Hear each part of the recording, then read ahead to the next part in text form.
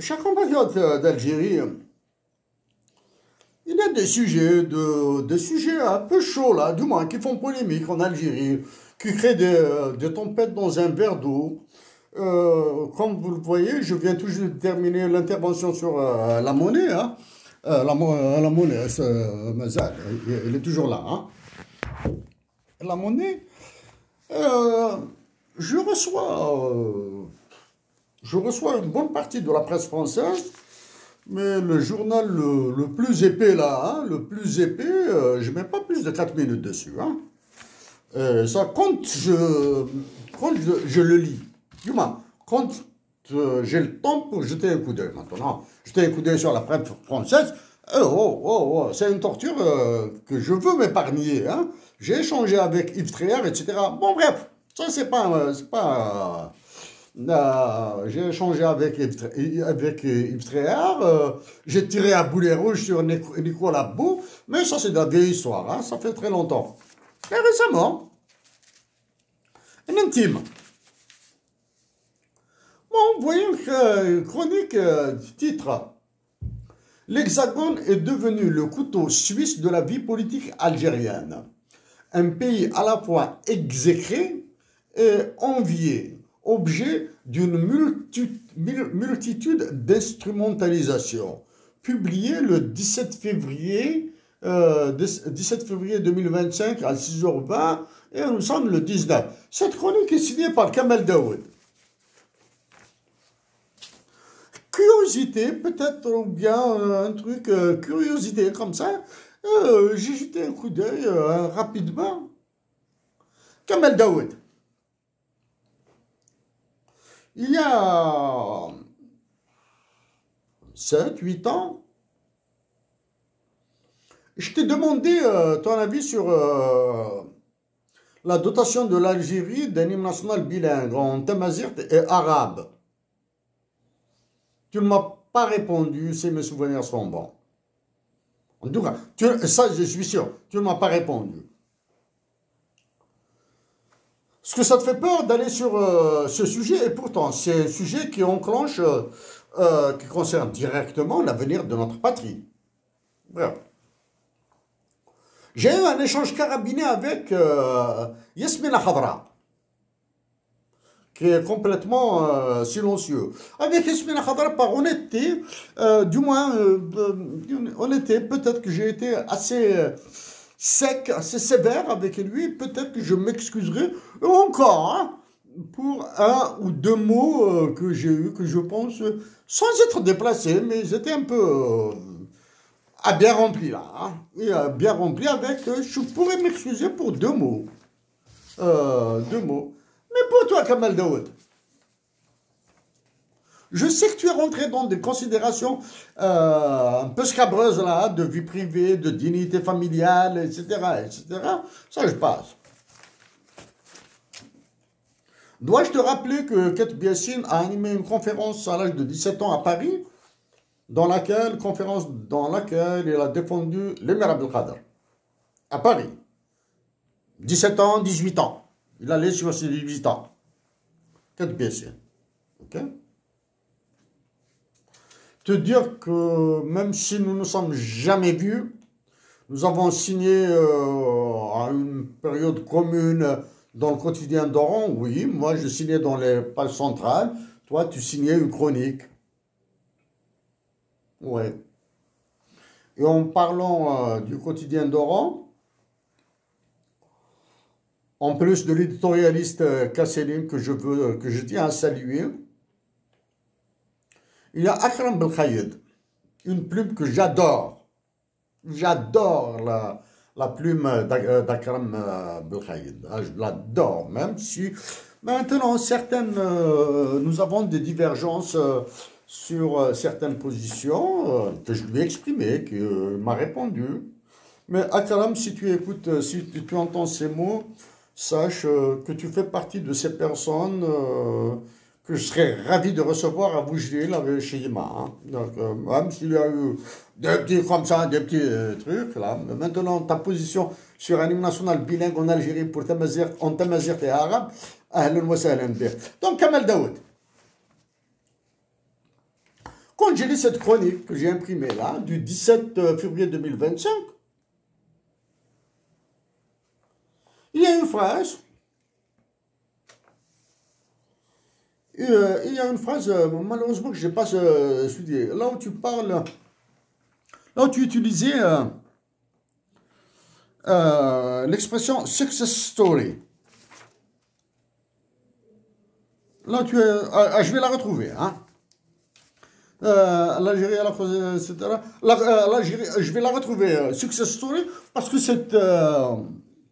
la guerre de libération est une success story. Moi, tu crois que la guerre de libération nationale est une amourette? Pour l'insulter comme ça?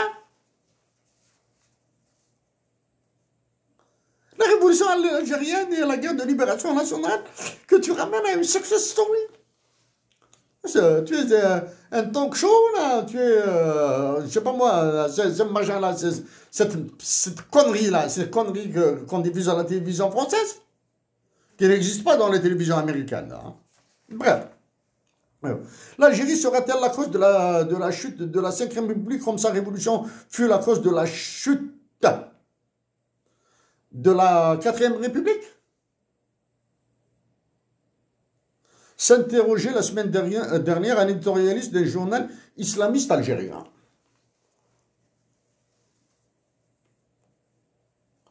Est-ce que la guerre de libération nationale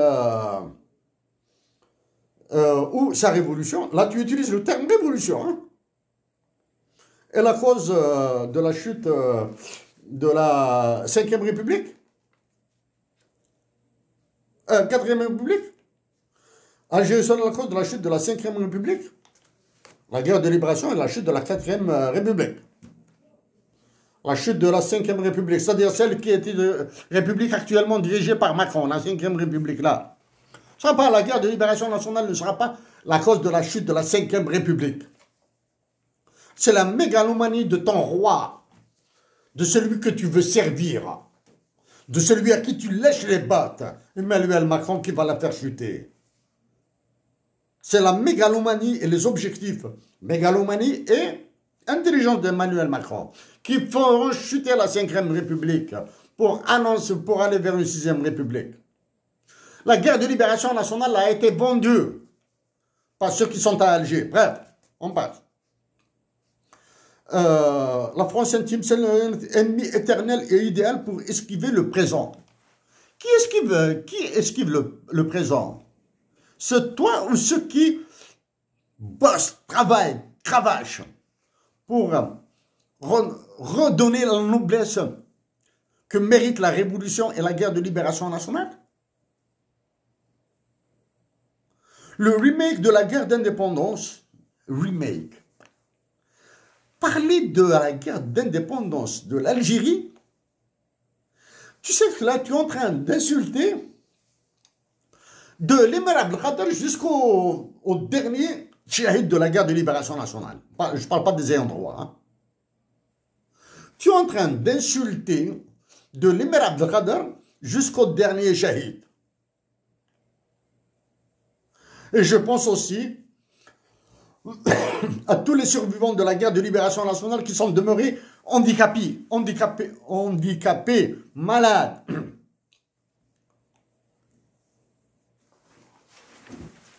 D'accord, d'accord. Parce que quand vous tapez sa table, l'autre dame à côté est en réunion de travail, puis okay. Dans la vidéo, ils vous entendent. Ah d'accord, je suis désolé. D'accord. Donc, tu as insulté de l'émir Abdelkader jusqu'au dernier martyr de la guerre de libération nationale. Tu insultes tous les handicapés, tous les blessés de guerre qui ont survécu, comme Sadr Chaud. Bien sûr, tu ne connais pas Sadr Chaud. Tu peux écrire toutes tes conneries là. La France sert question bête. Je lis, hein, question bête. À quoi sert la France en Algérie? La France, c'est-à-dire cette image intérieure qui symbolise à la fois le refus de l'universel et du monde en même temps que le désir et la rancœur. Réponse, cela sert à plusieurs cuisines locales. Qu'est-ce que c'est que cette écriture là?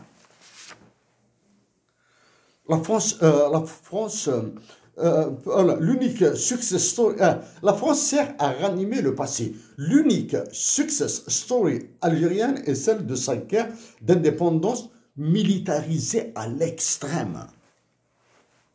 La guerre d'indépendance est une success story militarisée à l'extrême. Où est-ce que tu tires Kamal, je ne peux pas continuer avec ce texte-là, c'est une torture. Kamal Daoud, si tu veux devenir célèbre, tu as une autoroute toute tracée devant toi. Les autoroutes là, A6, là, A1, toutes les autoroutes que tu veux. Tu peux prendre aussi les autoroutes de la dignité.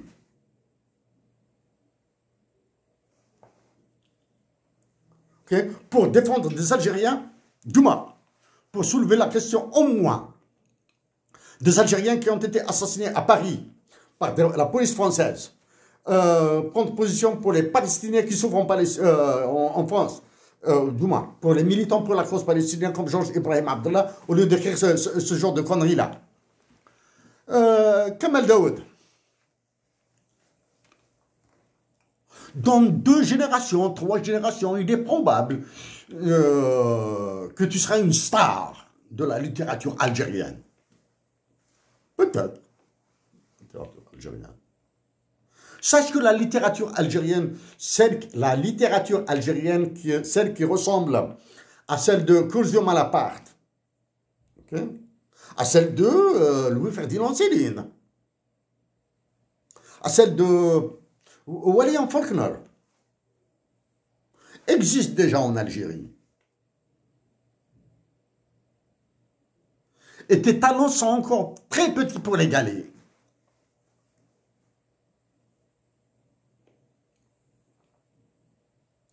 Kamal Daoud, à travers ce chiffon de chronique, hein, c'est l'unique chronique, Dieu merci.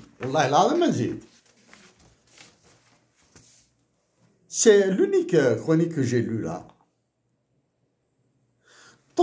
Ta culture, et t'auras des pâquerettes là, elle est nulle. Ta culture sur l'histoire de la guerre de libération, sur la révolution algérienne, sur son caractère universel, etc., etc. Ta culture, elle est nulle. Épargne-toi ce genre de papier, Kamal Daoud. Je te sais.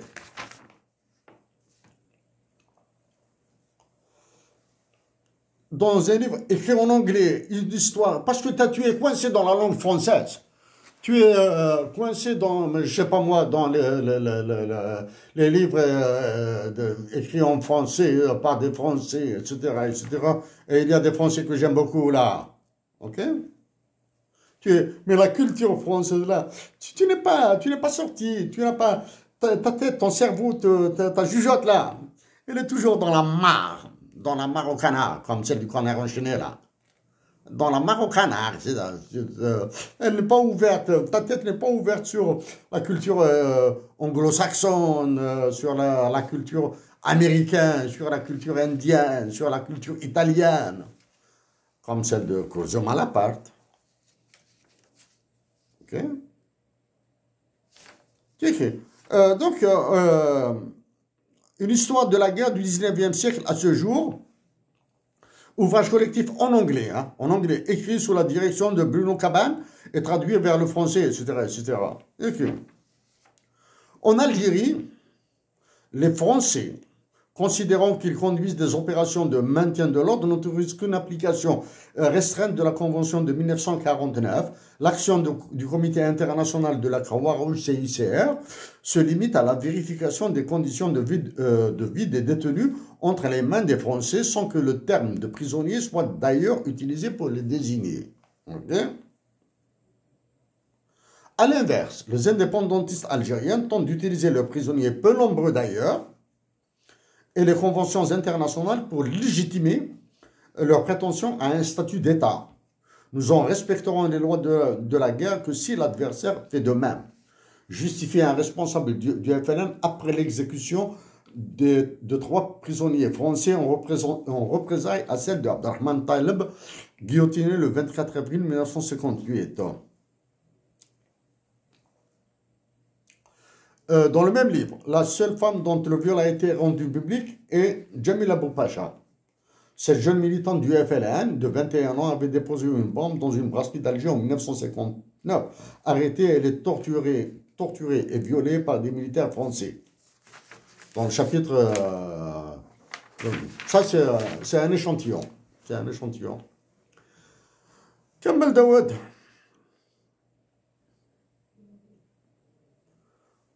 J'ai mal à mon pays.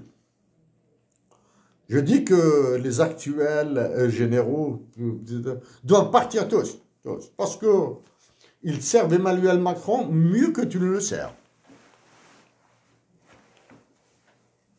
Kamel Daoud, recevoir le prix Goncourt et un autre prix, etc., un grand bien te fasse. Félicitations, Mubrouk Alik. J'espère que tu recevras d'autres prix.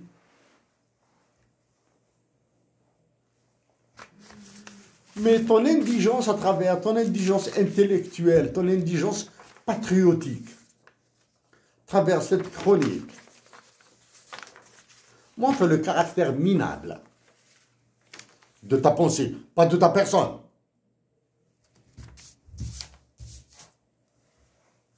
Jamais, la personne, jamais. Là.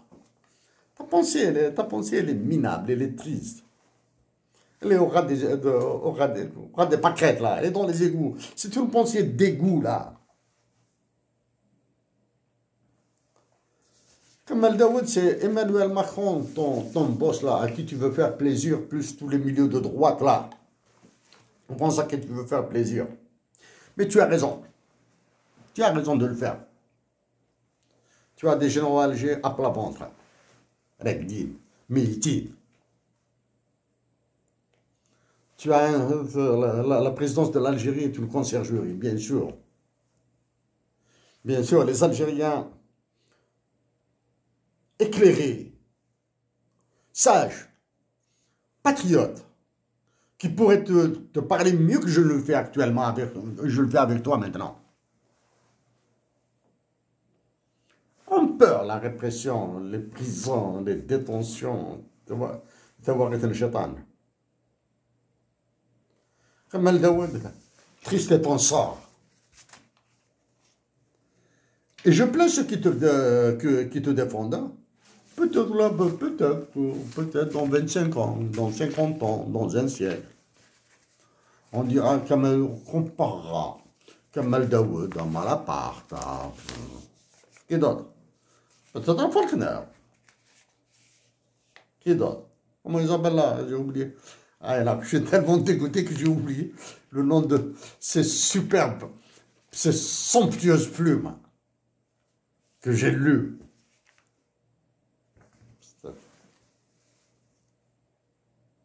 Honte à toi, Kamel Daoud.